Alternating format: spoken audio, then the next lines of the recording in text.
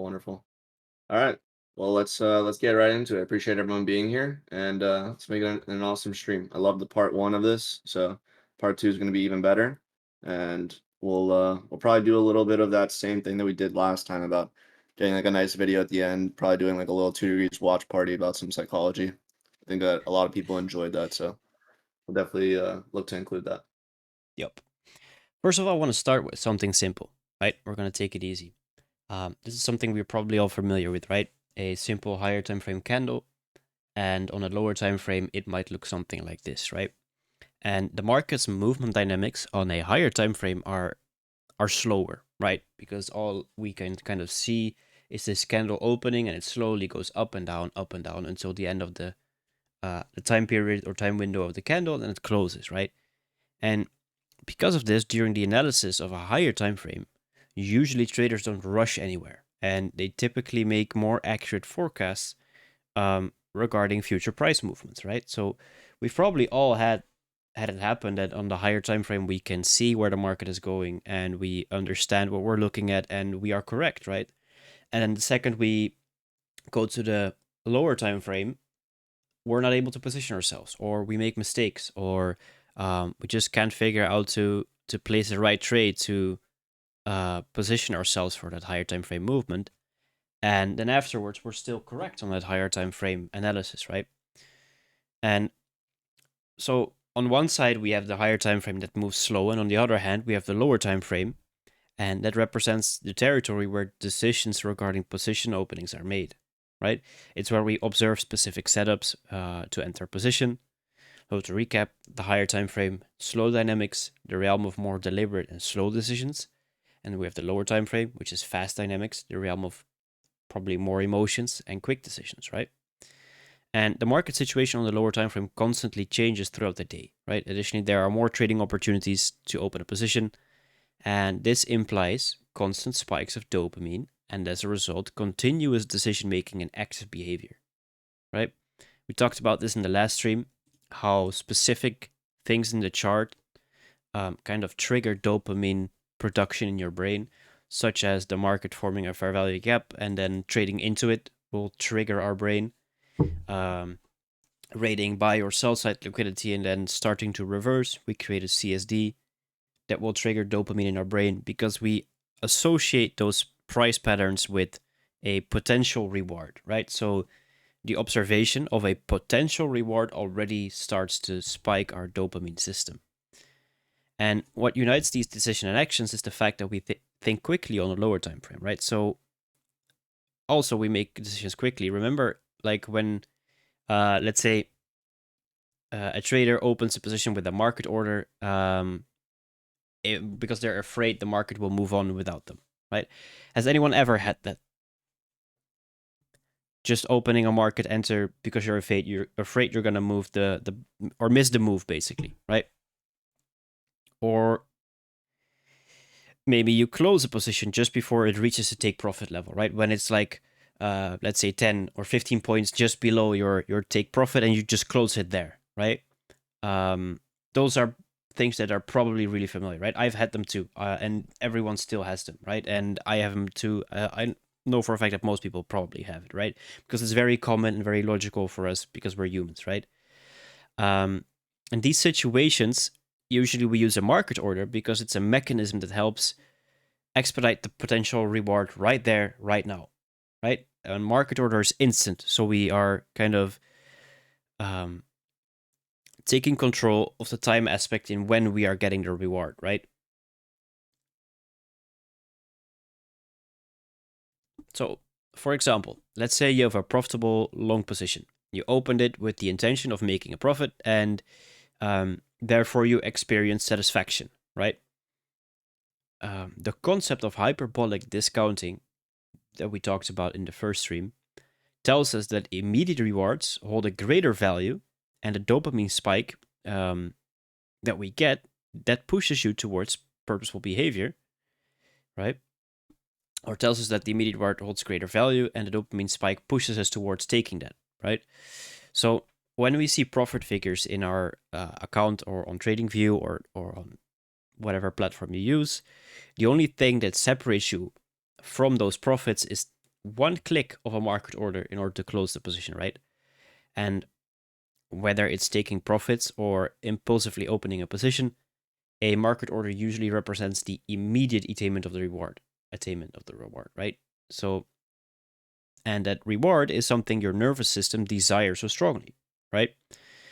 So, what decision you should at the level of your trading system, if you really are struggling a lot with like chasing price and closing positions way too early, it's worthy to backtest the fact if you need market orders, yes or no, right? Or if you're better off using, for example, a limit order. Because market orders can contribute to impulsiveness, right? If you're susceptible to that. And with limit orders, it's more strict, right? You're forcing yourself to wait at all times. And it's not financial advice, it's just a something that's worthy of looking at in your system to see if it's worth it at the end of the day, right? So something that happens sometimes, right, is a fixation on a trading idea. And when we have very clear information on the chart, a dopamine spike comes in, right? And we develop a very strong belief, and it becomes highly resilient, and it becomes very difficult to let go of it, right? Let's say we see some very beautiful equal highs, we see low resistance liquidity, we see everything under the sun that, let's just think that we are going to go up at a certain time. Often what happens is that we get attached to that, right? We want to be right at a certain point. We get attached to the idea of our analysis, and that's kind of a pitfall, right? Because do you recall the dopamine baseline? We talked about in the first episode, the baseline with the spike up and the spike down, right? That's this one.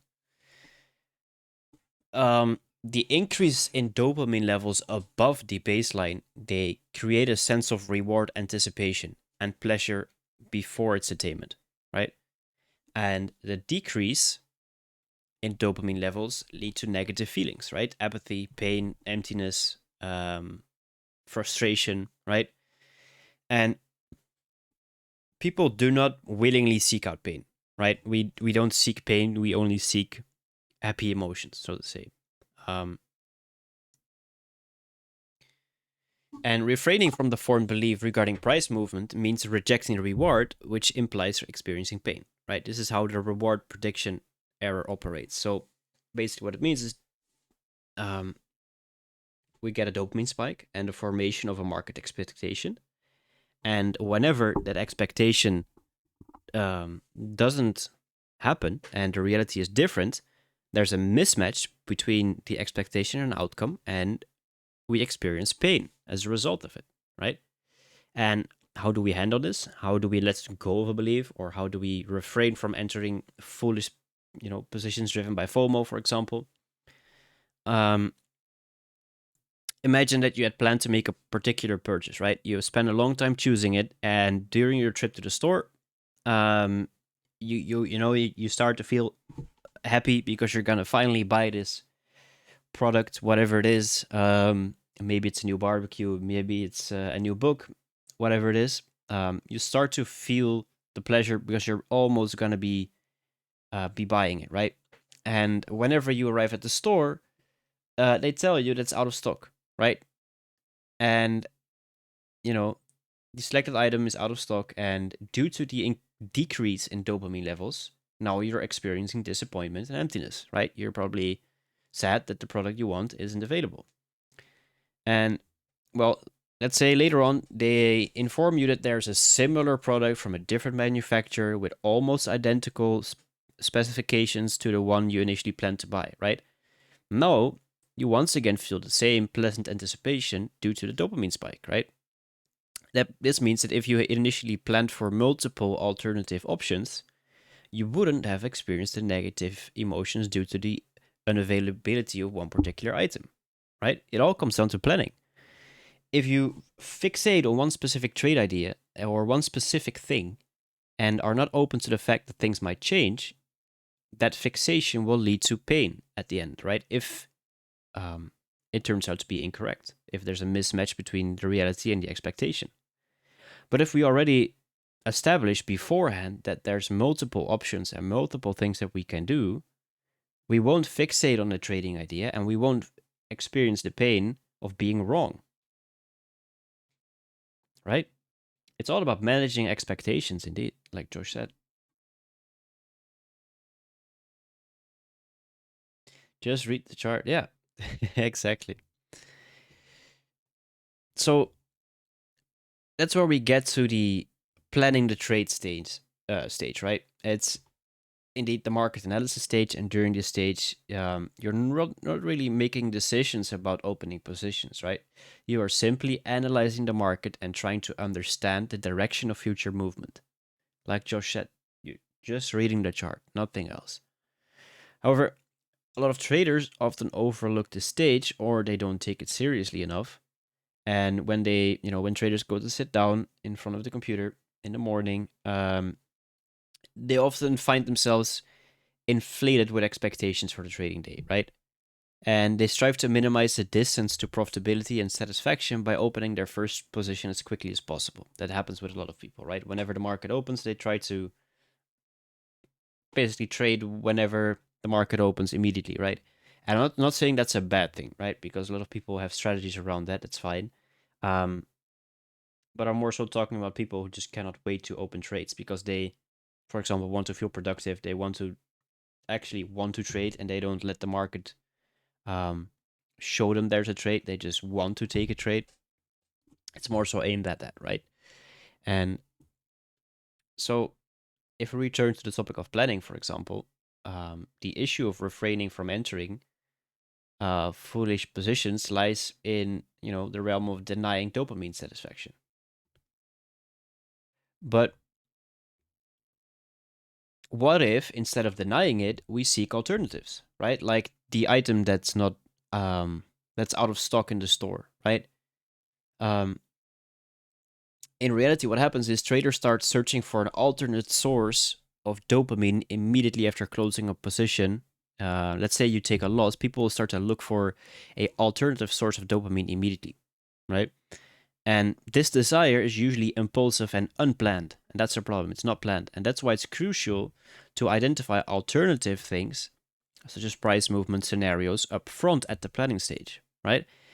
If you outline up front before the market opens or before your trading session starts, not only what you think will happen, but what the other scenarios are, it will most likely lead to less pain and less seeking for alternative dopamine um, or points of dope where you can gain dopamine, so to say, right? Let's say you are that scenario that I drawn out, right? About the equal highs and the CSD and everything that is showing the market to go up. If you only focus on the market to go up and it doesn't happen, most likely you will experience a pain factor, right? But if you already prepare yourself for the fact that it's all out of your control and it could go down as well, and you happen to take a trade that's a long position, right? And you get stopped out, the market starts to go down. You won't try to start looking for alternative sources of dopamine anymore. You will instead be more content with yourself because you already planned for it, right? And that's the big difference. You've planned for it in advance instead of relying on it in the moment.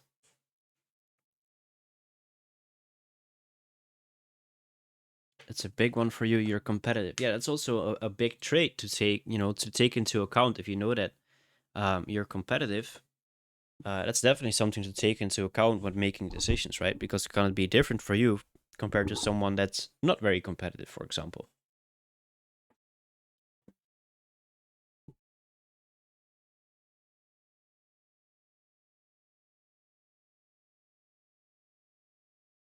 Yep, exactly. You gotta transform energy into specific places where it can be used more effectively.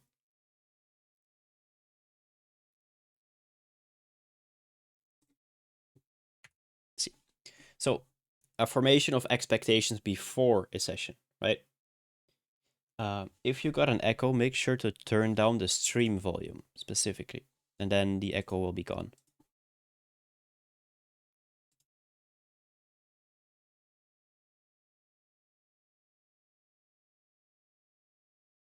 right? So planning should begin before the trading session, right? It's crucial not only to focus solely on the price movement scenario, right?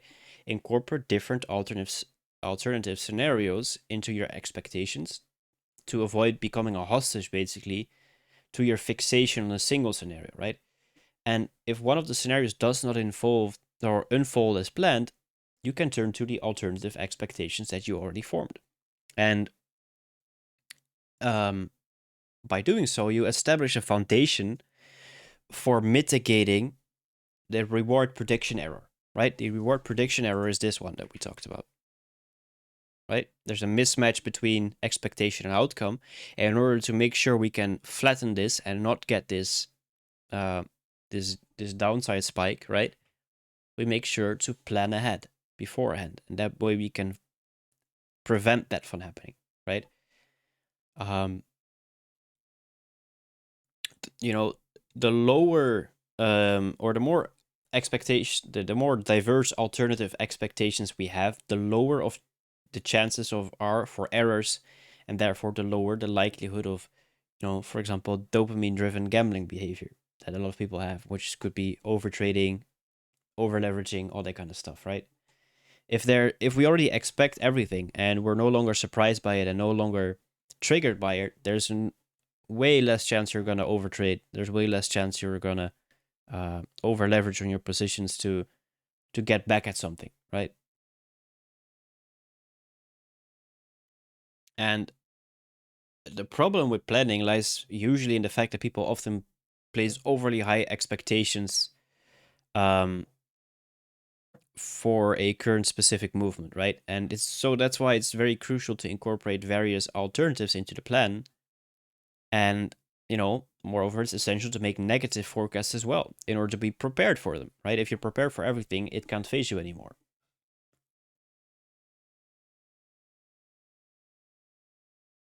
And, it's worth mentioning that traders often become very fixated on their forecasts regarding significant market movements, right? And, you should always remember that the market can enter a sideways phase, right? It can consolidate. We could look at the market to go up or go down, but you never know if the market's going to go sideways for 2-3 hours. You don't know, right? And if we don't take that into account, it can usually often lead to impatience and impulsively opening positions when the market does start to show it's moving a little bit. And then, you start to feel FOMO and you want to enter a market that you shouldn't be entering on, right? So planning should be structured, right? If you lack a clear structure for your market analysis, you will kind of become hostage again to the first understandable information on the chart, right? If you do not know what you're doing on the chart and you haven't outlined what you are going to do, you're going to be very reactionary to what happens on the chart, right?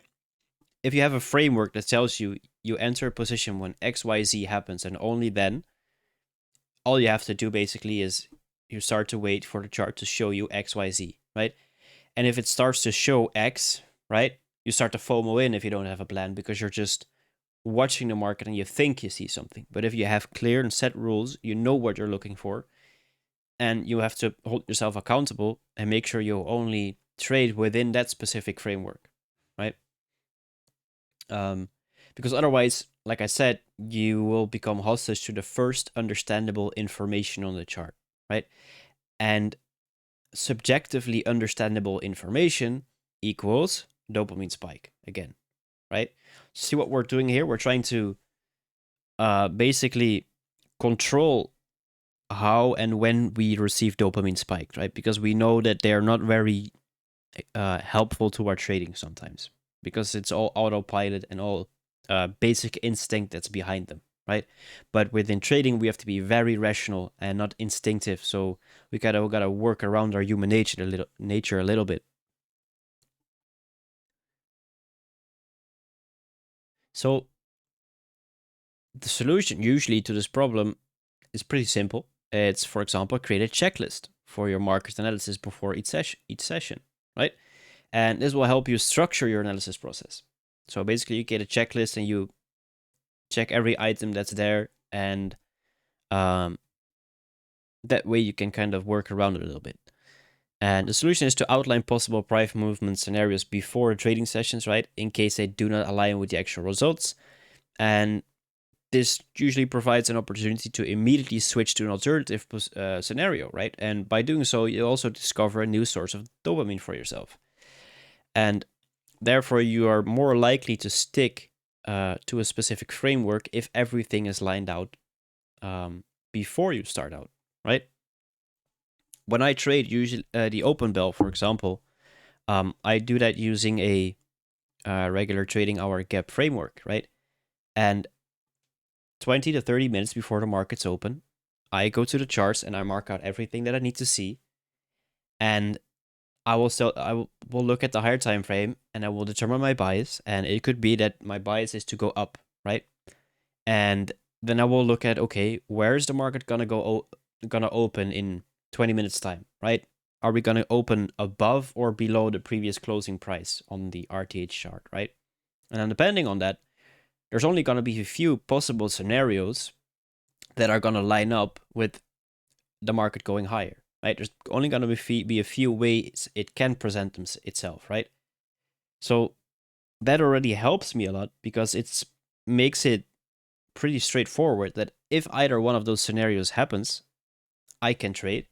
If the scenarios I outlined do not happen, it's out of my control and I should just not trade, right? Because then I'm working in an environment that is unclear to me, right? And that's where mistakes and emotionally driven trades happen.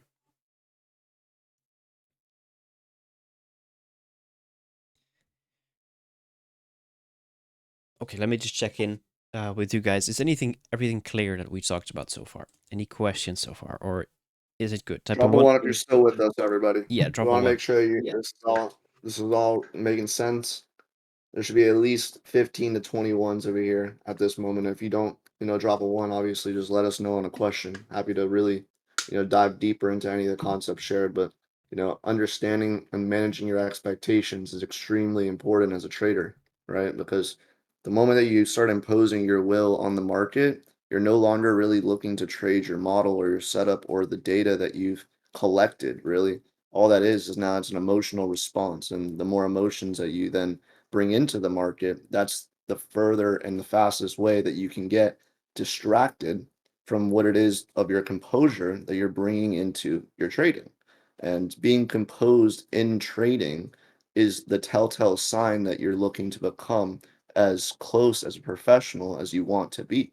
Because if you guys can look at it, like, and I think I mentioned this in the previous stream, but it's like go and brainstorm and also, reflect on all the times that you can see a professional in any other occupation other than trading. And you really ask yourself, what are the times that a professional really gets quote unquote excited? What is the time that they really start to impose their will on things that are really not necessarily a process driven activity or routine? And you can start to really understand that the moment that you can you can really see that all these professionals are just doing what it is that they've learned to do.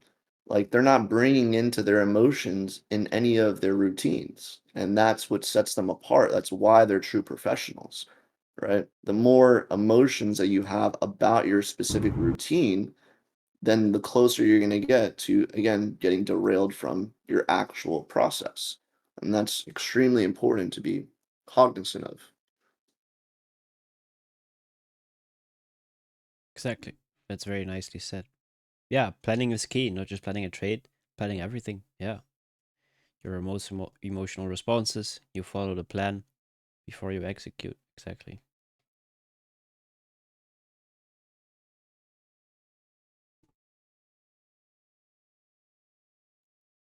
Yeah, we're recording this. Don't worry about it. You can rewatch the first part when it's up on YouTube. Um, yeah, next we're going to talk about the evaluation of trading results, right?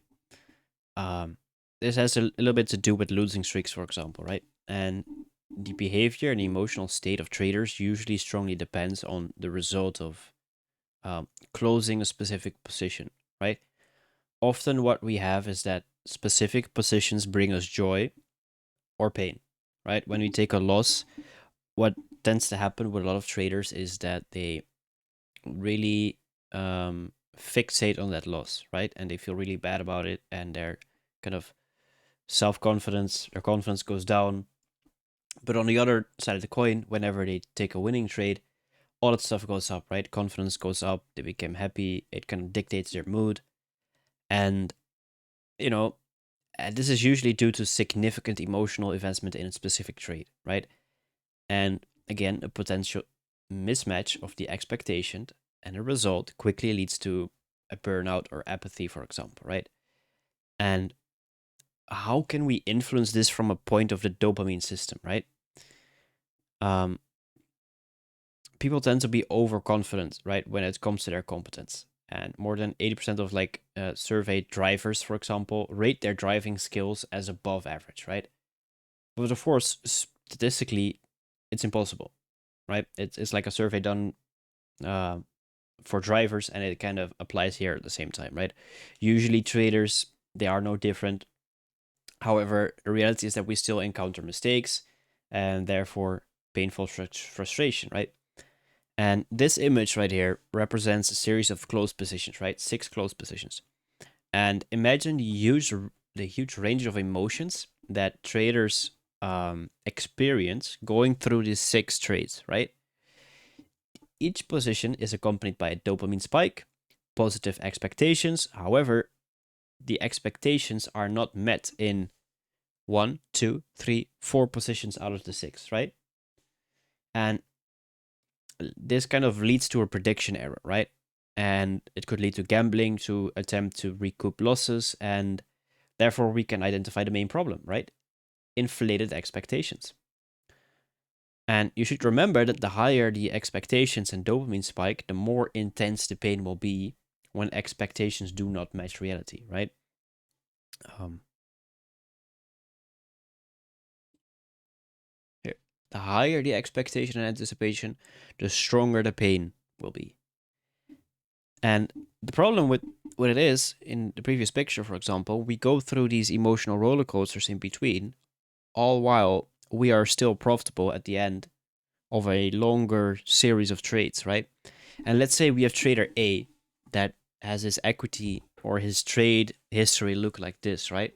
He takes a win, takes a loss, takes another loss, goes break even, takes another loss, and another win. At the end of the week, he is still up, right? He is still 3 RR up on his capital, right? But because trader A here understands that we should look at larger sample sizes and we shouldn't expect too much from a single trade. And it's not about a single trade, right? It's about a series of trades. That's what determines our profitability, not the single trade you're in right now.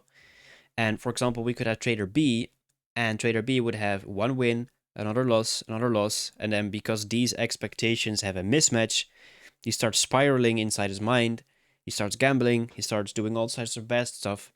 He might end up with min 5, min 6, on day 4 and 5. And on day 6, he might get the plus 3.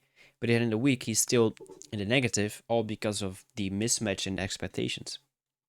So that's why it's so important to at least manage those expectations, right?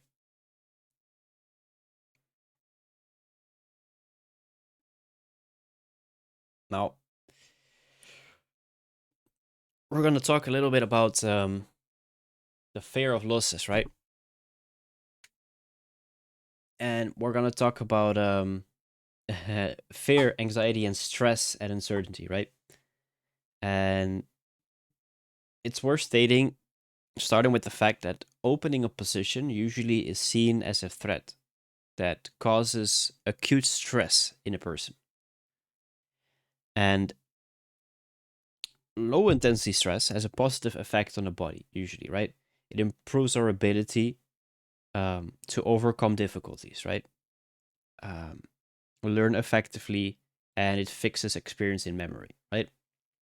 On the other hand, high intensity or prolonged stress has the opposite effect, right? It's a negative effect on the body. And it's difficult to say for sure what type of stress affects the body during losses, right? It's hard to say if it's high impact or low impact because there are no real studies to it. In many ways, usually it's individual, it's not the same for everyone. However, it kind of seems that it's the type of uncontrolled stress that has a negative impact on the nervous system and the body, right? One way or another, when we face a threat, the body reacts to to it similarly compared to how we react when we are losing, right? When a person faces a threat, there's a specific part in the brain that is activated, right? And it's an important structure that triggers the emergence of fear, anxiety, stress, and the responses to the threat. And for example, there's a specific thing produced in your brain. We're going to try to keep it simple, and it's called cortisol. And cortisol is basically the stress hormone, right? And cortisol production is aimed at improving the body's energy function and mobilizing glucose stores. From an evolutionary perspective, this is related to the fact that the main source of stress for humans was usually a lack of food and energy, right? Usually, when, let's say, we were still hunters and gatherers, right? That's also where the whole dopamine and like reward system came from. Usually, was a lack of food and energy. And there's a thing, and it's called a glucocorticoid. And those are hormones that are biological markers of stress intensity, right? Yeah, our hormones are definitely wilding. Exactly. And there's a study done that shows the dependence between the level of cortisol in traders and the volatility of the stock market. The higher the volatility, the higher the level of stress usually is. So theoretically, such stress should have a stimulating effect on our nervous system, right? But this will only happen up to a certain threshold, right? There's a concept of the inverted U, which is this one, that shows that stress can have a positive effect on the nervous system as long as the level of glucocorticoids do not reach a certain peak, right? And positive effects of stress could include, for example, stimulating our nervous system, a slight increase in concentration, and increased motivation, right? Because those glucocorticoid hormones have an effect on the dopamine system. So, however, when a trader faces losses, right, the negative consequences of stress can be experienced as the level of glucocorticoids exceeds a certain threshold and the stress becomes too intense, right? And we can see that with this, right? All up until this point, stress will have a positive effect, but there's a peak and it will take off, right?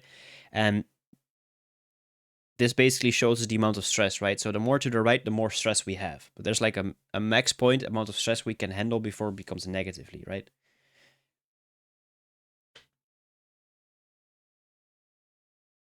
And so during acute stress, the pathway in our brain for that becomes more reactive, right? Synapses, they become more excitable and we become more susceptible to fear at the same time, right? The prefrontal cortex that we talked about in episode 1, in turn, reduces its inhibitory effect, right? And we lose control over our fear and anxiety. And what that means is basically we go into a fight or flight mode, for example, right? We can't control it anymore. It's no longer rational, but it's all happening on autopilot, right? And usually this could lead to, for example, impulsive actions, thoughtless actions, risky behavior, right? And to put it simply, when we experience a lot of fear, we become more emotional and less rational. And we may not notice it, but we also become less critical of our behavior in such situations, right? And it's all because our mind and our brain experiences the situation as a threat, right? As if it's dangerous for us, even though it isn't dangerous for us, right? But our brain still thinks it is because of the amount of emotions that we attach to it, right? And how seriously we take a single trade, right? Often traders they treat the trade they're in as if it's the most important one of their career, right? Even though it isn't. Same as in tennis, right? A single point in tennis doesn't mean anything. It's all about like how many you've scored at the end of a game.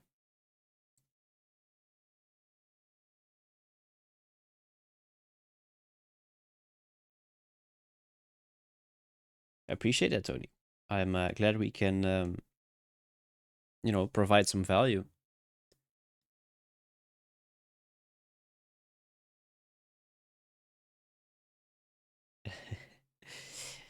Tennis is for rich people. 1 point is 15 points. Yeah, true. It's 15 points, exactly. Yeah, so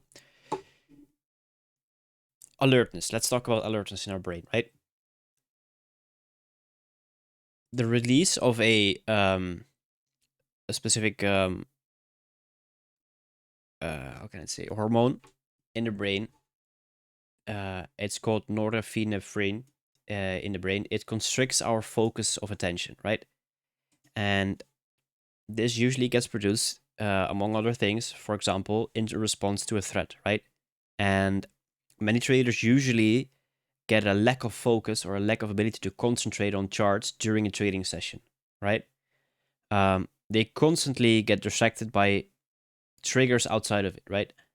Now, think of your concentration while holding a position, right? Especially if it's unprofitable. This is stress, right?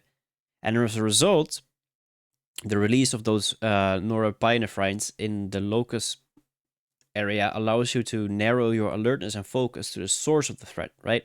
On the position in open charts. So, what we usually see is when we are in drawdown on a trade, or if it's looking like it's going to be a losing trade, people become more focused on the trade, right? And they start zoning in on it.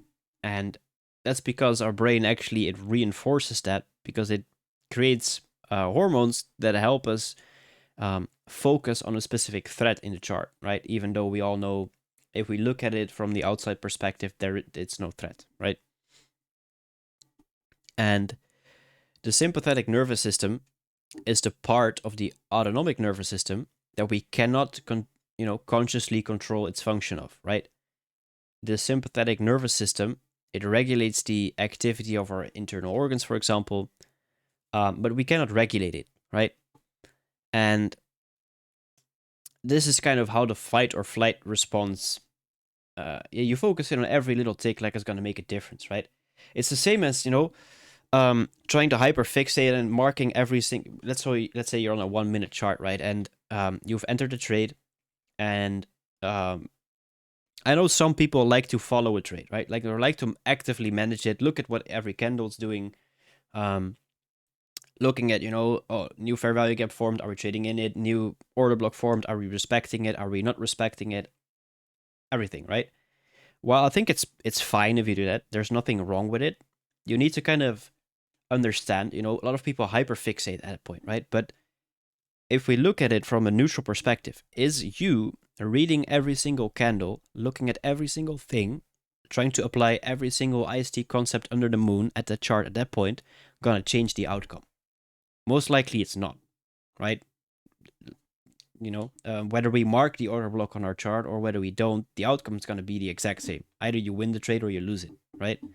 But it's indeed mentally draining, and it's a result of the hyperfixation that we get and zoning in because of us fixating on it as if it's a threat, right? That our brain does. So yeah, the fight or flight response, right? It's implemented as a response to stress and threats, right? Yeah, exactly. It drains our mental capacity.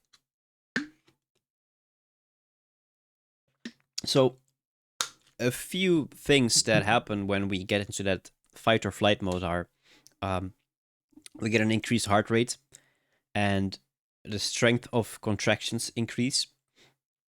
We get increased breathing. Blood flows away from the superficial layers of the skin. A blood flow to skeletal muscles. Secretions of enzymes in the in like our intestinals to slow down. And those are all things that could also present themselves during trading.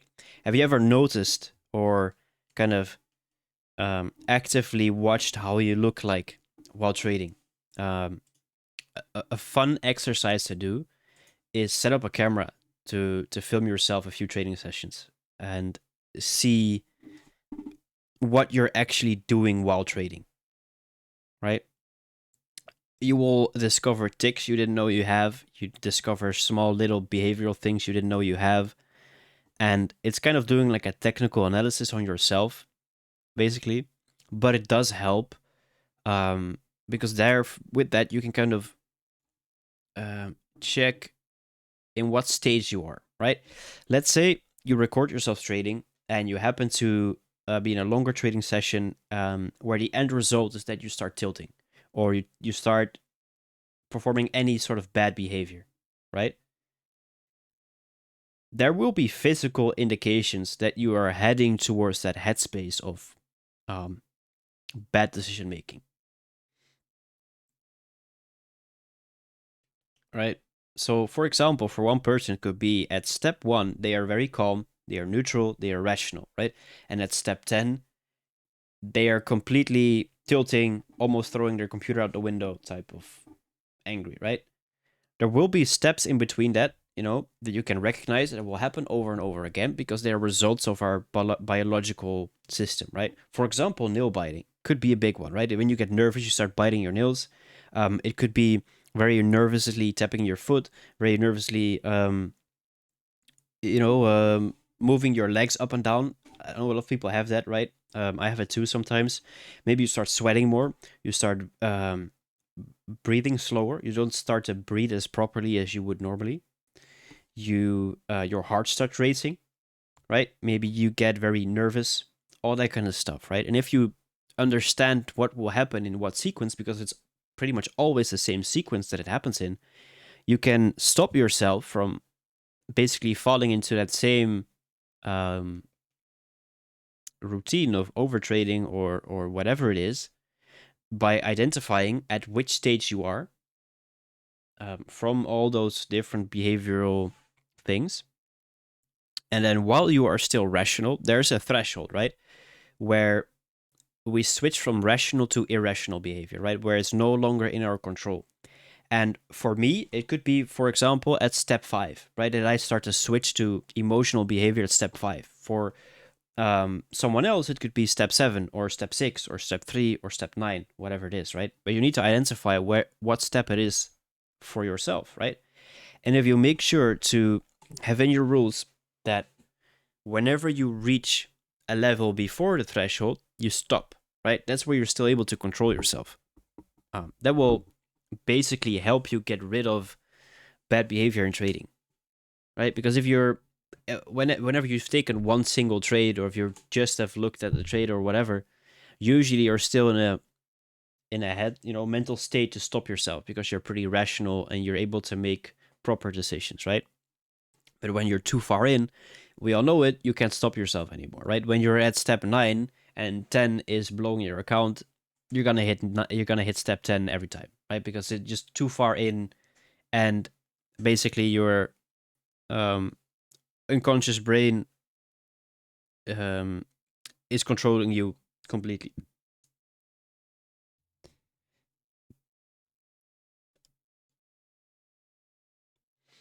So to experience fear, for example, you need to experience a traumatic situation. And for a trader, such a situation is a loss, right? And as we already have found out, losses are a threat and acute stress for the nervous system, right? Which is accompanied by the activation of the amygdala in our brain.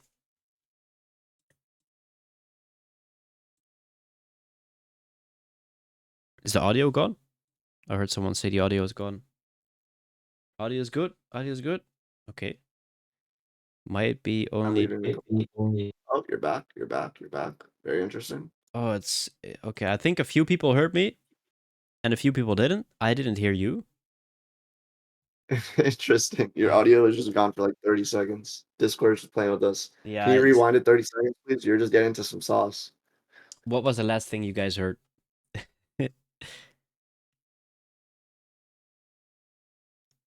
I believe we were just talking about someone else. Let me help me out. I think we were just talking about, yeah, tilt, something like that. And losing control. Okay, yeah. So when you go into tilt mode and lose control, there's no stopping, right? Whenever you reach level 9 and level 10 is tilting, whenever you reach level 9, you're gonna hit 10 eventually, right? Let's be honest with ourselves. There's no way we're gonna stop ourselves when we're like 1% of away from tilting, right? So the key to basically erasing bad behavior from trading is to stop trading when we're still rational, right? When we're still in control of ourselves, right? When we're still able to make normal, good decisions. Because once we get over that threshold where we're no longer in control and it's our emotions that are in control, we're not going to be able to stop, right?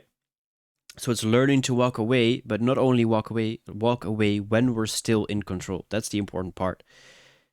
We can try to walk away all we want when we're, 1 minute away from tilting. It's not gonna work, right? You're gonna try to walk away, but you're gonna walk back to the computer, open your trading terminal again, and still blow it, right? Because you're too far in, and it's your emotions that are in control, and our brain that's gonna try to fix everything in the way it thinks it can fix it, although our rational self knows that that's not the answer, right? Because it's just gonna try to get quick dopamine hits in that are made by opening positions.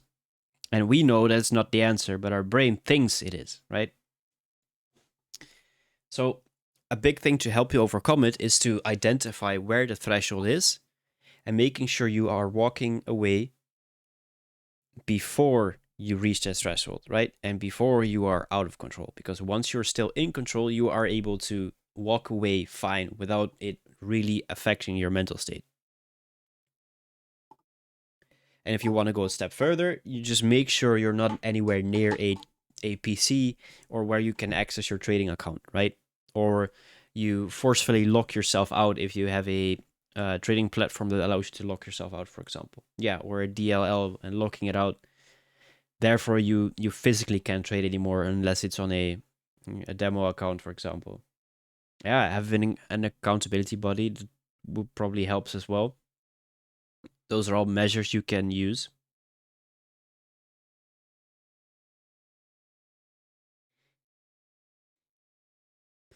So we're going to talk a little bit about fear, right?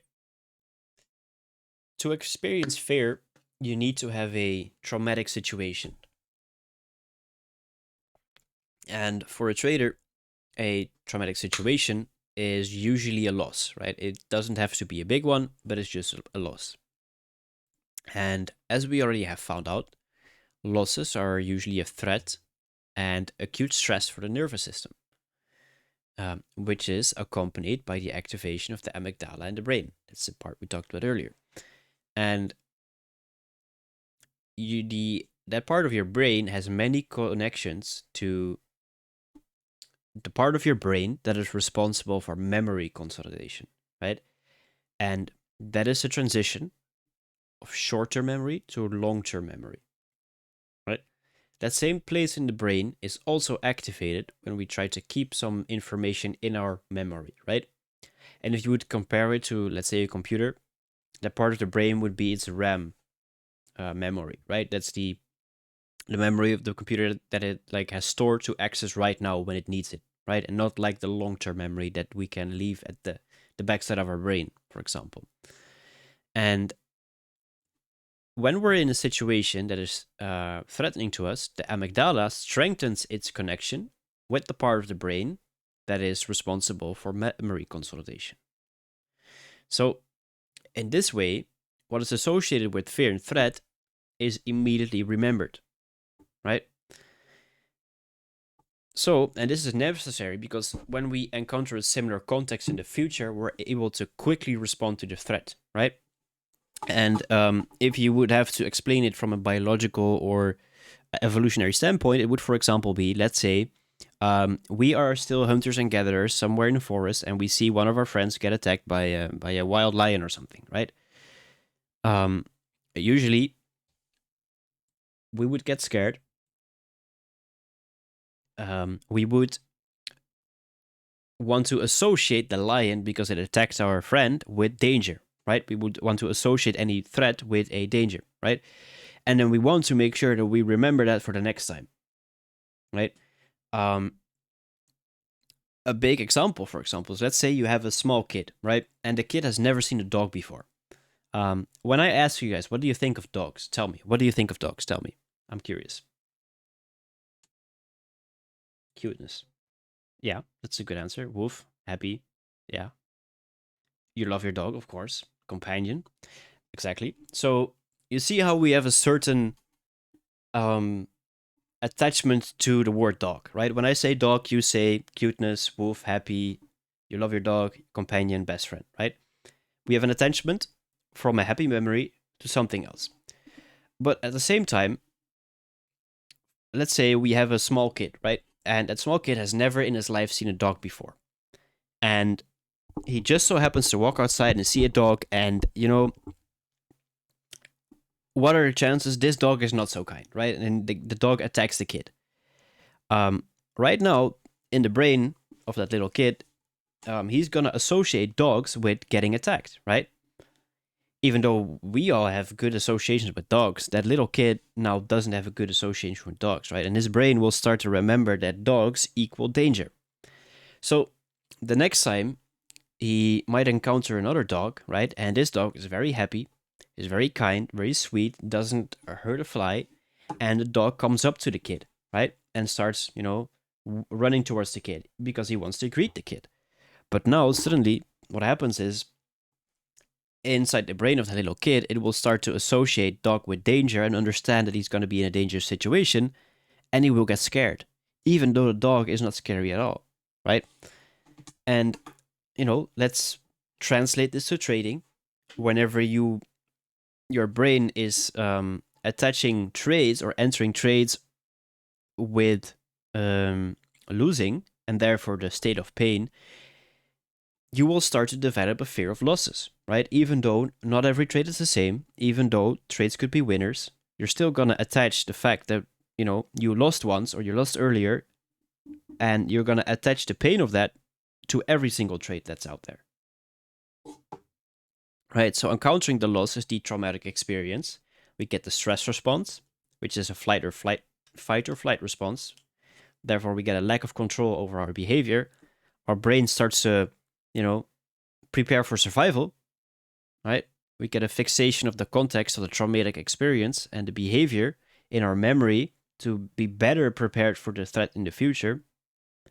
Then we encounter the context again, which in this case would be opening a position.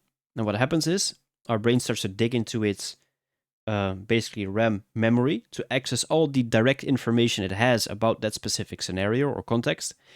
And it identifies, we know that from the last time. It's a threat, right? And then it will immediately send a stress response back, right? We get that flight or flight response. We get the lack of control over our behavior. And we fear to open a position, right? Encountering the context again. And so it kind of cycles and it happens again and again and again. And therefore we develop a strong fear of losing or fear to open a position at all. Because believe it or not, some people have that as well. Right? Some people are so scared to lose that they don't even open a trade, right? And they basically sit and wait and see a trade go by. And then after fact, the trade seems so clear and so logical that they shouldn't have taken it, and they start to basically hate themselves because they didn't take the trade, right? Has anyone in here ever experienced the fear of losing or the fear of opening a trade?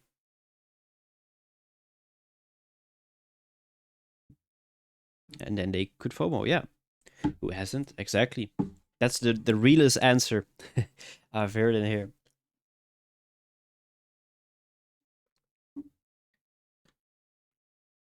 So the reason why I do these streams and talk about this specific things, all these biological things, right? It's because the better you understand what is happening in your brain, the more rational you can work with it, right? And what I mean by that is, let's say you're in the moment and you start to experience these type of things, right? If you don't know what's happening inside your brain and inside your body, it will lead you, right? But if you do understand how it works exactly, and you know exactly what is happening in your body right now, and you know the reason why you are feeling a certain way, it becomes easier over time to work with it and to improve it because you understand what's actually happening and it's not actually a threat. You just understand that our body registers it as a threat. You understand that our brain has made a connection between opening trade, and losing, or a state of pain, and you will understand that your brain starts to retrieve information into its short-term from its short-term memory every time you open a trade, and that's all it can find, right?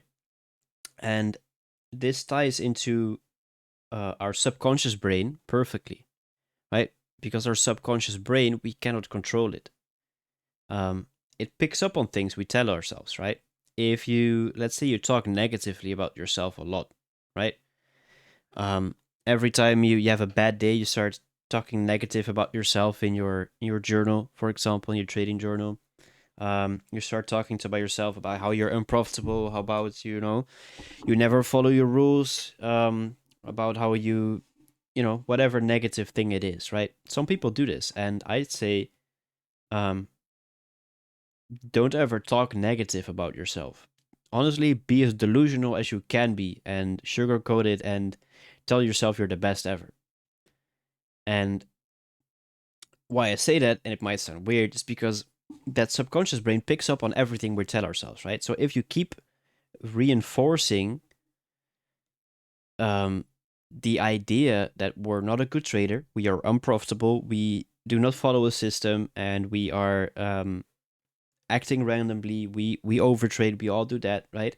Whenever our brain gets into a situation it cannot understand or into a gray area, what will it do? Like we talked about with the fight or flight response, it will start to search in its short-term memory. It starts to search for everything it knows and is familiar with surrounding the context of that point, which is trading, and will start to retrieve every single thing you taught yourself, right? Which at that point is, the brain then thinks, oh wait, no, I've seen this before. We talked about this. You told me I'm unprofitable. I don't follow my rules. I overtrade. I overleverage. I do this. I do this. And our brain will be like, okay, so this is what we should implement right now, right? Because that's what you told me before, and it starts implementing those behaviors even more, and then you can get out of it, right? But if you, like I said, be delusional and only um, talk positively about yourself, right? Let's say everything is positive at all times. It doesn't mean don't need to be realistic, right? You still need to be realistic and observe things and understand how it works. But I have a different approach for that I'll get to in a later part. If you, like I said, what was I saying? Yeah, if you are very strict about it, right, and you start to only talk positively about yourself, right, and you get into that stress response, you get into that um, context where the brain needs to retrieve memory from its short-term memory, what happens? Suddenly, all it can find is positive things, right? It can only find, I am profitable. I am, I adhere to rules. I use strict risk management, all that kind of stuff, right? And then it will try to implement those thoughts into your trading, actually, instead of the negative things, right? But indeed, there must be real conviction behind it. It must be real. That's the thing.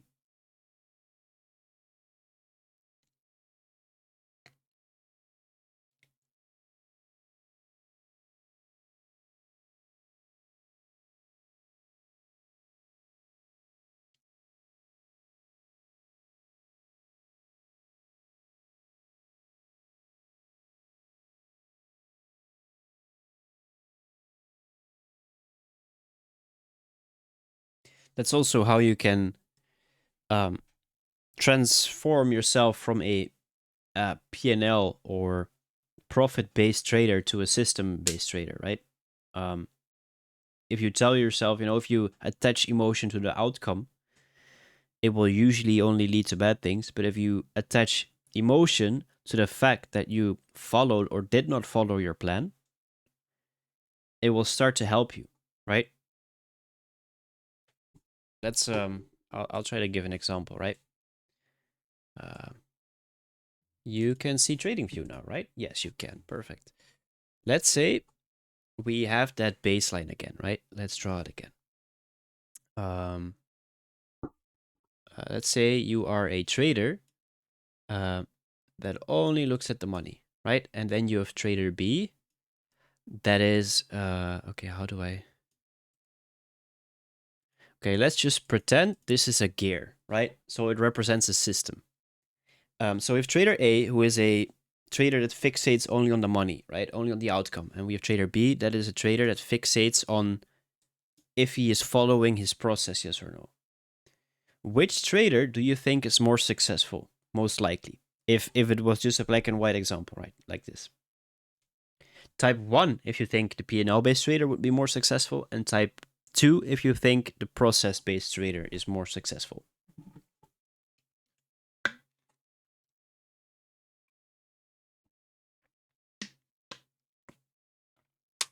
Right. So, how do we, because some people might still be a little bit in that phase of attaching a lot of emotions to money, right? To the outcome. And it's a process to get to here, right? Let's look at the dopamine baseline levels of both, right? And what the difference is between those two. This guy, whenever he takes a trade, our dopamine base levels start at 0. And whenever he takes a trade, he takes a win and his dopamine base levels go up, right? He gets happy. And then whenever he takes a loss, what happens is we go below the baseline level. And at this point, the brain, this is some stuff that we talked about in part 1. So if you haven't seen it yet, go watch it after this or whenever you have time, because it does clear up a lot of this stuff and it'll help you understand this part better. We understand that at this point, below the baseline, our brain will start to do anything it can. And remember, and everything, it will start to search for things in its short-term memory that it knows that can bring the dopamine back to the baseline, or above it at least, right? Or at least to the baseline. With this P&L based trader, everything in that short-term memory is focused on money, right? And outcome and having profits, right? But we also understand that the anticipation of the reward is usually bigger than the actual reward, right? So what will it choose? It will start to choose opening a position, because that's the trigger for the reward, right? It's the anticipation of reward. So what happens is the money-based trader or the P&L-based trader will start to overtrade to get back to the baseline, right? But it usually only makes it worse because you start losing more and more, and then you have to like open more positions, and it gets all messed up, right? What happens with this trader is his dopamine baseline is flat, right? What do you think happens whenever he takes a loss, right? What happens with the dopamine baseline? I want to see some answers in the chat. Let me see if you guys have an idea. What would happen with a dopamine baseline that's flat with the system-based trader? If he takes a loss or a win, doesn't matter.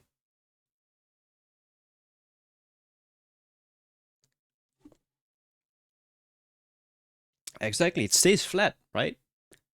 So what would actually be a trigger in that dopamine baseline, right? Let's say there is something that can pull the dopamine levels below the baseline for this trader. And what that specific thing is the fact that he's not following his rules. He's breaking his habits, right? Because the process-based trader understands that breaking the system leads to a negative thing, right? Breaking the system leads to the threat, leads to all the negative things that we can imagine, right? So what would the short-term memory trigger be for this trader that pushes him back to this baseline? What would that be?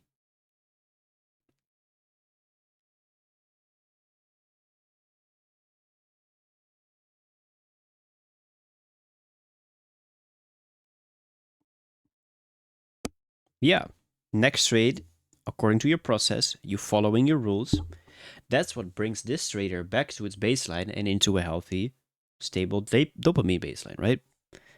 It wouldn't be a win because then we would be attaching dopamine production to the outcome, right? So see the difference between these two traders, and that's why this one will be successful in the long term, because this one, his body is basically programmed to force him to take trades according to his system, to force him to take trades that are rationally taken, that are all within the plan, and his body isn't focused on pushing buttons just to create dopamine, right? He only gets dopamine from the fact that he sticks to his plan, right? That's the only way. So if he doesn't stick to his plan, he will actually feel bad about it, right? And then his body will push him to get back into his process, back to his rules, and its body understand that that's the only way it can get dopamine.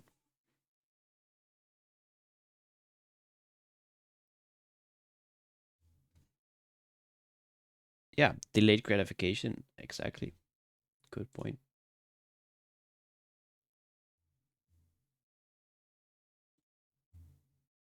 Let's see if we have more slides. No, that was it for the slides. We had one more, but it's just a picture of the brain if we want to talk about it. There's nothing left. So thank you for watching the presentation so far. Appreciate everyone for being here.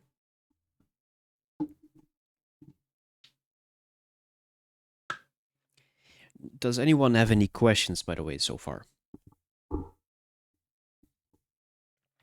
Or specific things to look at?